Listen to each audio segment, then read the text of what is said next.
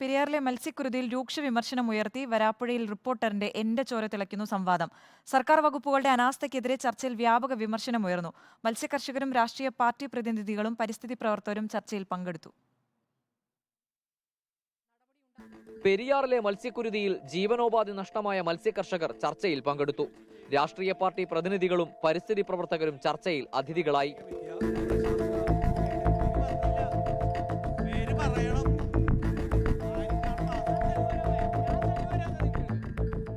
വരാപ്പുഴ ഗ്രാമപഞ്ചായത്ത് ഓഡിറ്റോറിയത്തിൽ സംഘടിപ്പിച്ച എന്റെ ചോര തിളയ്ക്കുന്നു ചർച്ചയിൽ സർക്കാർ വകുപ്പുകൾക്കെതിരെ രൂക്ഷ വിമർശനമുയർന്നു. ദുരന്ത നിവാരണ സമിതിയൊക്കെ നമുക്കുണ്ട്. അതിലൂടെയെങ്കിലും ഒരു അറിയിപ്പ് നൽകിയിരുന്നെങ്കിൽ കൂട് കൃഷിയിലുള്ള മത്സ്യം പോലും നമുക്ക് രക്ഷിക്കാമായിരുന്നു. ഉദ്യോഗസ്ഥരുടെ മാത്രം വീഴ്ചയാണെന്ന് പറഞ്ഞാൽ അംഗീകരിക്കാൻ ഞങ്ങൾ തയ്യാറല്ല.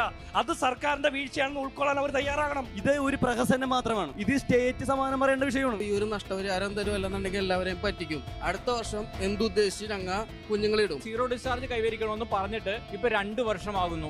എന്താണ് ഇവിടുത്തെ ഭരണകൂടം അല്ലെങ്കിൽ ബന്ധപ്പെട്ട വകുപ്പ് അത് നടത്താനായിട്ട് അല്ലെങ്കിൽ ഇവരെ കൊണ്ട് ചെയ്യിക്കാനായിട്ട് എഫേർട്ട് എടുക്കാത്തത്?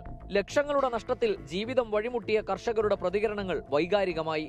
എൻ്റെ മകള് പഠിക്കാൻ പോയേക്കാണ്. അപ്പോൾ മകൾക്ക് ഈ അടുത്ത മാസം ഫീസ് അടക്കണം. അതിനൊപ്പിച്ച് വെച്ചേക്കാം. അതാണ് ഈ നശിച്ചു പോയത്. അപ്പോൾ അത് സഹിക്കാൻ പറ്റില്ല. ഇത് എൻ്റെ മാത്രം ഒരു കാര്യമല്ല. ഇത് വൈകാരികമായിട്ട് സംസാരിക്കേണ്ട ഒരുപാട് പ്രശ്നമുണ്ട്. ഇത് ചോര ഞങ്ങളുടെ തിളക്കും. അതുപോലത്തെ അവസ്ഥയാണ്. മത്സ്യക്കുരുതിയുടെ കാരണക്കാർക്കെതിരെ കർശന നടപടി വേണമെന്ന് ചർച്ചയിൽ മത്സ്യത്തൊഴിലാളികൾ ആവശ്യപ്പെട്ടു. റിപ്പോർട്ടർ, കൊച്ചി.